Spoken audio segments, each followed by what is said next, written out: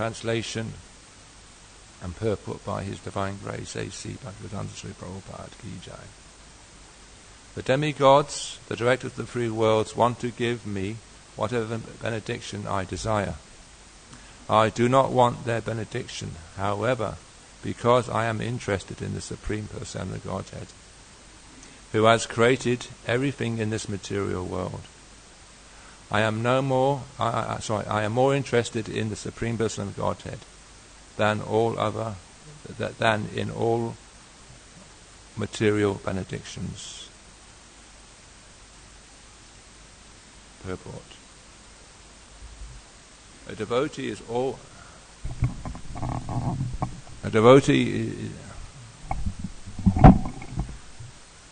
is always transcendentally situated.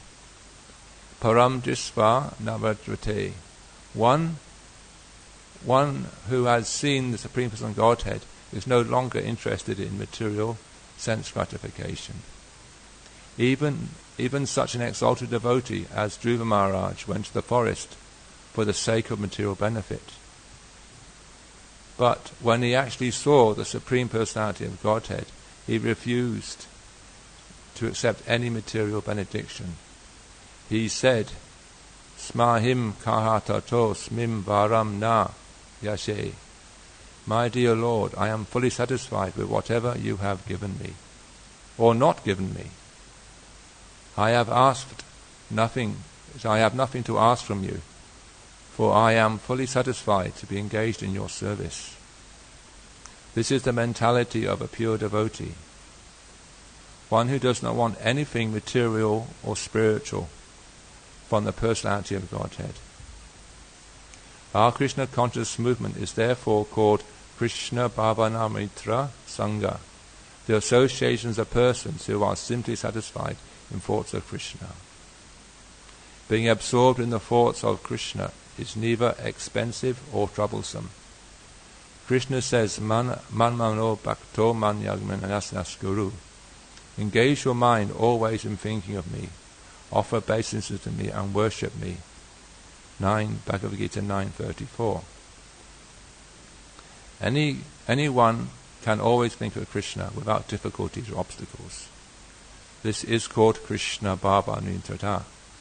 One who is absorbed in Krishna Bhavanitra has no material benefits to ask from Krishna. Instead, such a person prays to the Lord for the benediction of being able to spread His glories all over the world. Mam Jami Jamanishvari Bhavtat Bhaktir Aukshati Trayi. A Krishna conscious person does not even want to stop his cycle of birth and death. He simply prays, I may take birth as you like, but my only prayer is that I may be engaged in your service. Right. The first point in this purport is that one who has seen Krishna is no longer interested in material sense gratification. Now, in the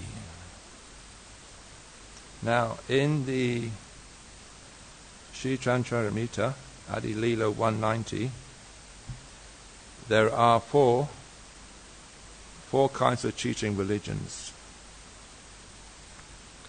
Agyana taraya nama kaya ketava dharma artha kama moksha vancha adisasabha. The darkness of ignorance is called ketava, the way of cheating, which begins with philosophy, economic development, sense gratification, and liberation. So, if one who's free from material sense enjoyment, he's come to the level of bhakti, and he's free from the 4 pillars of cheating religion. And also it says in what's the next line?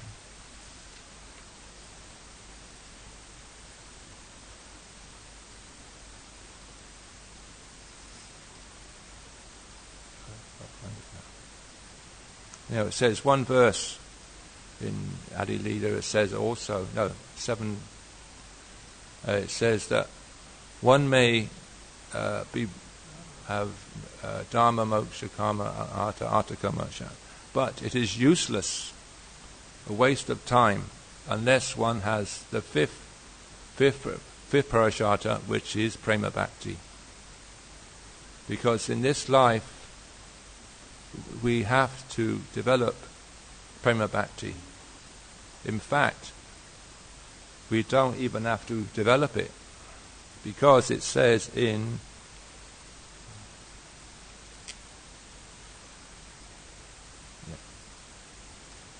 now, in fact, it's already, prema bhakti is already here. It's descended. We don't even desire it. It says in Adi Leela 4:40, Sei dvahi akandali kirtana sanchare, nama prema mala kanti prajala samsare. Thus Mahaprabhu spread kirtan even among the untouchables. He wore a wreath of the holy name and prema, in which he garlanded in the entire material world. So this prema is already here. So if it's already here, so we can ask ourselves, are we wearing this garland? Are we wearing it? We can. And if we're not, the question is, we have to ask ourselves, why? And in Bhaktivinoda Thakur, he gives the answer. Jeev Jaigo. Wake up, you sleeping soul, from the witch called Maya. We're sleeping in the witch Maya. It's like a gross example is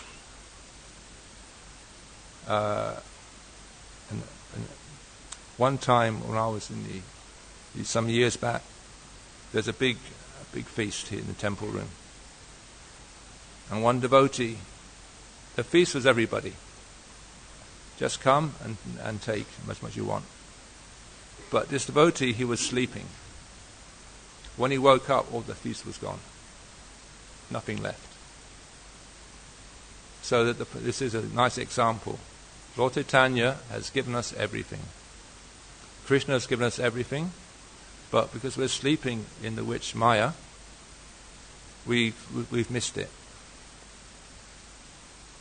And because we've missed it, but Mahaprabhu is very merciful. He's given us a chance to. He's given us a chance again through His mercy, through the mercy of the spiritual master. Now,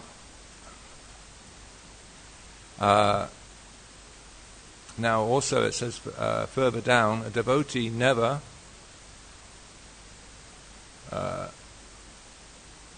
doesn't want anything, does not want anything material or spiritual.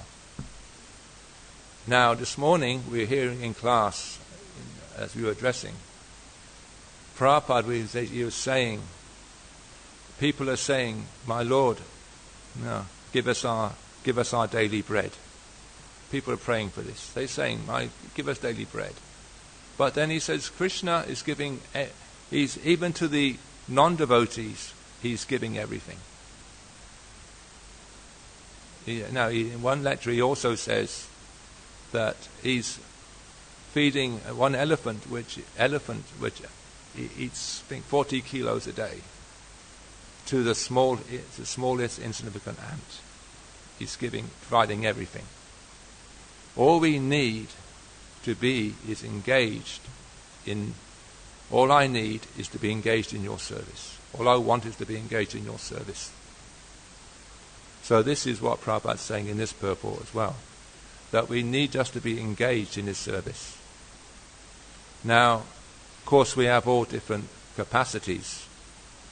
Some for service, but service is very as there's different varieties of service. and the service is actually absolute. Also, again, on the altar the other day, a few weeks back, Prabhupada saying, there's no difference between the Bajari dressing the deity nicely and the gardener weeding the garden. He said there's no difference. But each service is absolute. There's no difference. In fact, one time, Smara probably knows who this is, one German sannyasi years ago, in the 70s, you know who that is, Antuta Prabhu. He was sitting here and he tried to, he actually asked Prabhupada a loaded question. He said, which is the greatest service? And at that time Germany was leading, or West Germany at that time, was leading book distribution all over the world. And Prabhupada knew it was a loaded question. He said, the greatest service is chanting Hare Krishna. And this is the highest service we can do, chant Hare Krishna. And when I was in Mayapur some years back, on the appearance day of Tamal Krishna Maharaj, they played one of his classes. And he said, Prabhupada told Tamal Krishna Maharaj, he said, Mayapur is actually built just for chanting, nothing else. But most of us, or most of you, cannot on that level, so you have to do some other services.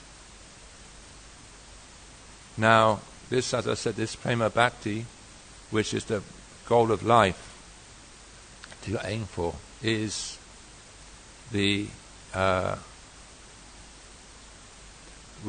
I said it, or actually I didn't say it, but Krishna Das Garaja said it, that it's already there. Now, I'm speaking to myself mainly first. I speak to myself mainly. That we say so many prayers in Kartik time. All I desire is your Prema Bhakti. Every morning for one whole month we sing it, don't we? In the translation we say it every morning. And then somehow or other, after Kartik, it goes out the window.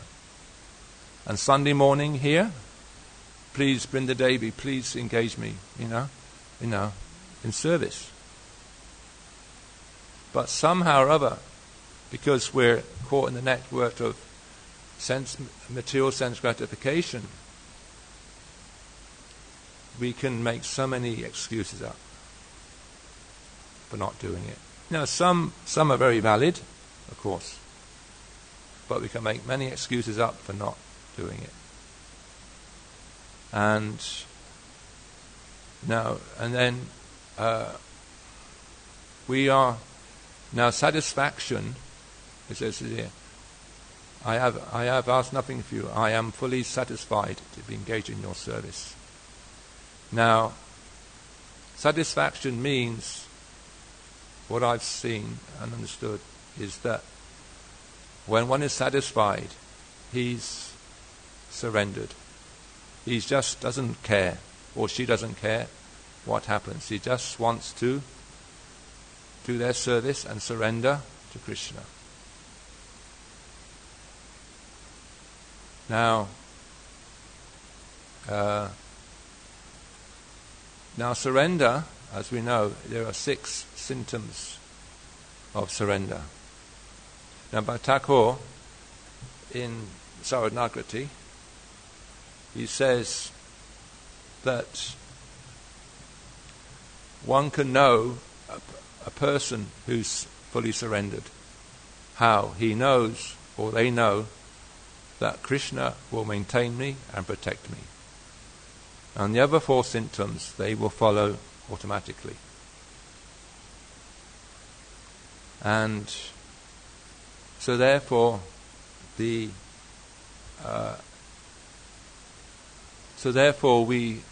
You just have to simply surrender. But to surrender, fully surrender to Krishna, Krishna reciprocates according to our surrender, he says in Bhagavad Gita. So in that purport, Prabhupada says, those who are fully surrendered. So if our surrender is not full, then what is it? It's either partial, conditional, or artificial. And also without love, you cannot surrender. The example, of course, is the gopis. The gopis, they surrendered because they loved Krishna. And Krishna reciprocated with them. And according to our level of surrender, Krishna reciprocates. And also it says, then he says, if you surrender, I will protect you, which is again one of the symptoms of surrender. So we have to surrender to Krishna.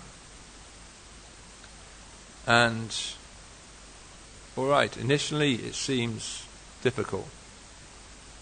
Arjuna in the battlefield was facing so many difficulties. You know, it says here there's, you know,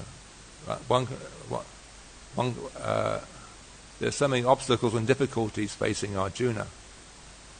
And if we think about it, we're not in the same difficulty. All right, we have difficulties and we have obstacles, but we're not in the middle of a battlefield. We haven't been told by our authority to go and kill our relatives. We haven't been told, no.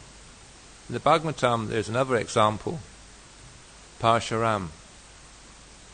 He was told, requested by his father, to kill his mother and brothers. But he did it without hesitating. So this is, and so if we surrender to Krishna, Krishna will protect us. Now, in that section of the Bhagavad Gita, as we heard yesterday, it said there's confidential knowledge, most confidential knowledge, and more confidential knowledge. So the more confidential knowledge is now. So that means confidential knowledge, and then most confidential. That means it's more secret than. Then you got more confidential. Is it more secret? So what makes more confidential knowledge? You know, what's the knowledge that's more confidential? But it's the knowledge, because it's hidden. It's like MI5, MI6, CIA. Then some things are confidential. Isn't it? They're not ready for for the ordinary person on the street. The spies and so on. Information like that. So why is confidential? Because the pastimes of of Krishna are very they're confidential, as we all know. Now it says in the Navadvip Mahatma that when Lord Nityananda is taking Jiva Goswami on Parikrama, he says now the pastimes of Lord Chaitanya are more confidential than Krishna's pastimes, Radha Krishna's pastimes. So how are they more confidential than Radha Krishna? Even though they're the answer is that there's many reasons for this. One is that Mayapur Dham is Gupta Vrindavan, hidden Vrindavan. Secret Vrindavan is hidden. And Antudweep, which is in the center of the main of the lotus flower, that is Antudweep actually means secret dweep. That's where Lord Brahma went to that place after he kidnapped the cowherd boys, and Krishna manifested himself to the Krishna boys for 1 year. And then he went to that place, and then Lord Brahma, he said he realized he was a fool, and I just pray that he said, and for some benediction, and he said, and Lord Chaitanya was there, and he said, okay, you appear, as we know, as Haridas Thakur, but you do not give this information out until after my pastimes is finished. So Mayapur Dham is, in that way, confidential because it's hidden. It's not before our eyes. We have to take shelter because Lord Chaitanya, because he's in the mood of Radha and Krishna. He's in the colour of Radharani, golden colour, and he's in the mood as well, in separation. So this is how to understand also this Bhagavatam. We cannot understand this Bhagavatam unless we understand the three causes of Lord Chaitanya's appearance, which are the external cause, that's for the general public, for everybody, the internal cause for himself, and the third cause for Lord Chaitanya's appearance is the calling of Vairacharya. So once we understand this point, then in the we will understand the mood of the Bhagavatam, because there's one sloka, I forget how it goes now, but the translation means the prema bhakti is within the Bhagavatam from the beginning, middle, and end. So we have to wake up from Maya and wear this garland of Prema Nam, and then we can engage in devotional service. Devotional service means for the pleasure of Krishna only, no one else.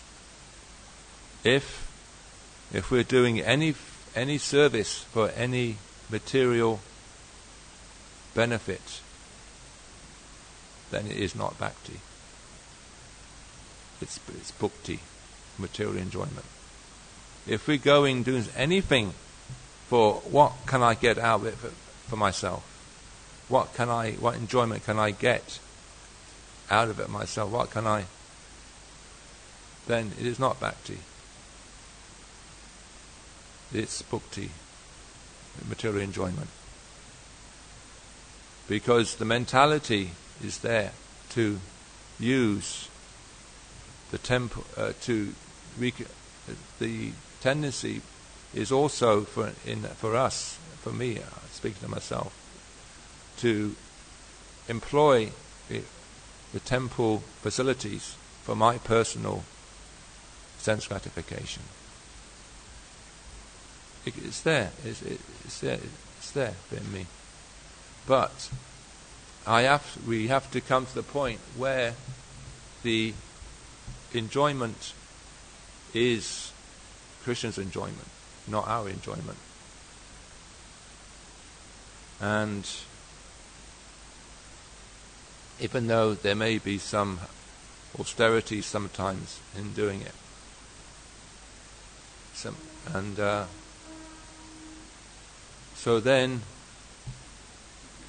that this is not.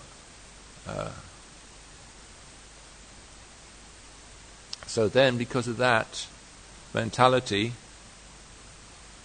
Krishna reciprocates of us according to our mentality and also attitude. Krishna may see the attitude we're doing our servicing.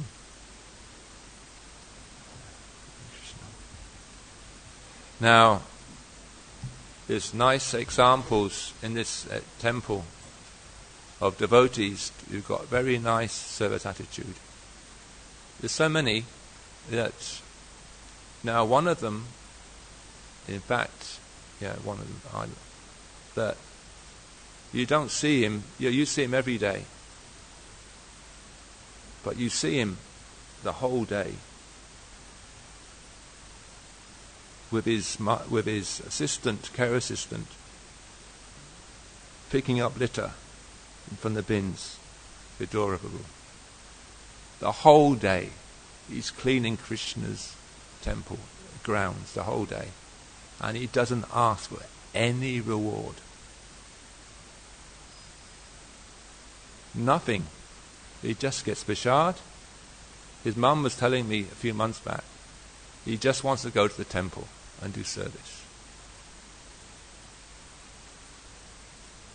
Now that's bhakti. And people we don't recognize him as a devotee as such, because he's not chanting as such.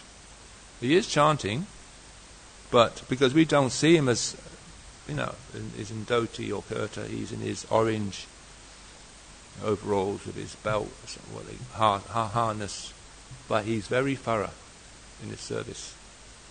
The other day I was watching him under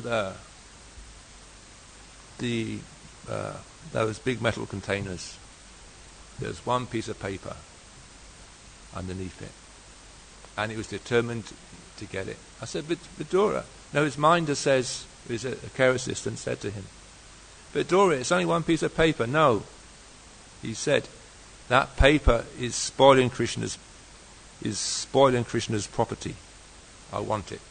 Put it in the bin. And there's other devotees like that around here.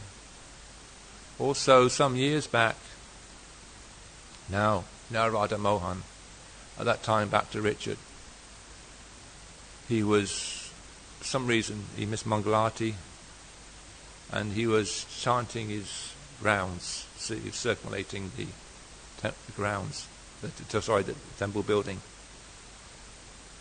And it was summertime, and Shiva Maharaj was doing puja to his deities up in Prabhupada's veranda outside there.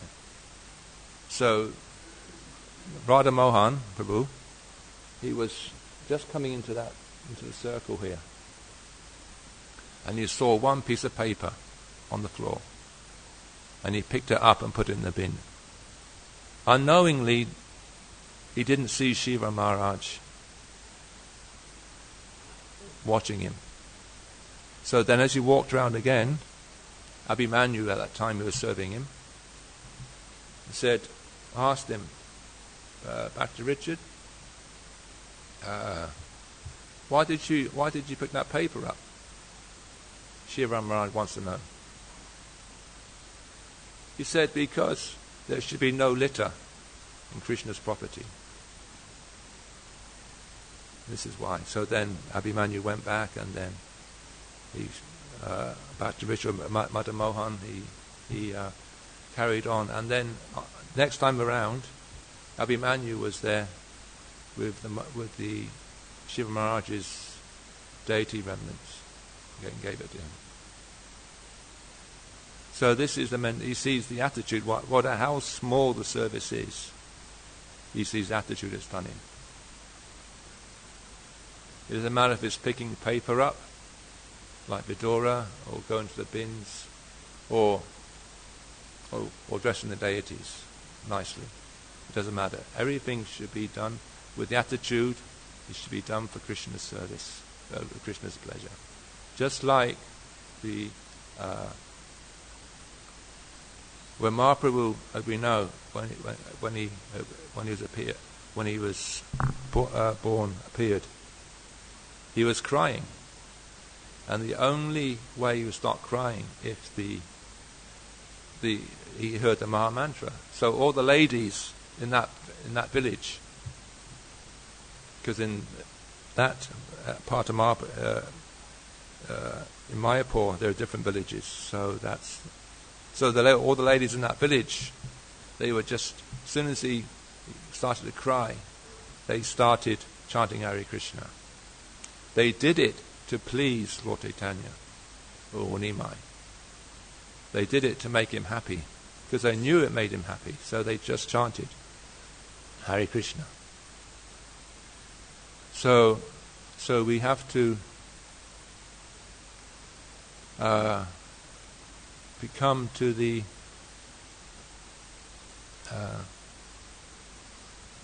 level of bhakti where Krishna is always in the center. Now Krishna is the object of love, and we, all the devotees, are the abode of love. So Krishna is the object, and we're the abode of love. And but we have to make this material body.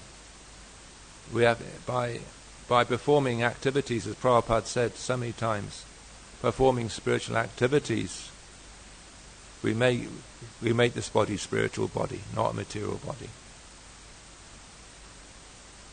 And so it's down to our attitude in our service, mental attitude in the mind, because everything basically starts in the mind, as it says here. Manamo bhakto manganaskuru. Always think of me. Thinking of Krishna. This is where it starts from. Once the thinking, then it's willing and so on like that. Once the mind is thinking Krishna, then the rest will follow automatically. Our activities will be, our service will be always with Krishna in mind. It doesn't matter what it is. And so therefore, we should, to do this, we have to surrender to Krishna. Surrender the mind, actually, Prabhupada, Bhaktivinoda Thakur says in so many of his songs. Manisaho Geho. I actually surrender my mind to you.